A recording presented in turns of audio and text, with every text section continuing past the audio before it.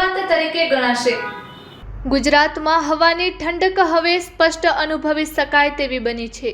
7 નવેમ્બરથી શરૂ થતી આ પહેલી કોલ્ડ સ્નેપ લહેર વિન્ટર 2025-26ની સત્તાવાર શરૂઆત તરીકે ગણાશે। આ અવધિ 14 નવેમ્બર સુધી ચાલવાની શક્યતા છે।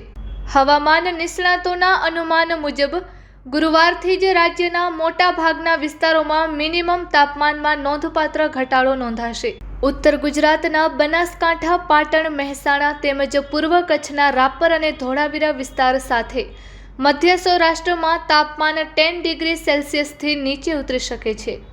તે જ સમયે ભુજ, ગાંધીધામ, રાજકોટ અને અમદાવાદ જેવા વિસ્તારોમાં તાપમાન 10થી 12 ડિગ્રી સેલ્સિયસ વચ્ચે રહેવાની સંભાવના છે, જ્યારે દક્ષિણ ગુજરાતના તટીય વિસ્તારોમાં હળવી ઠંડી અનુભવાશે।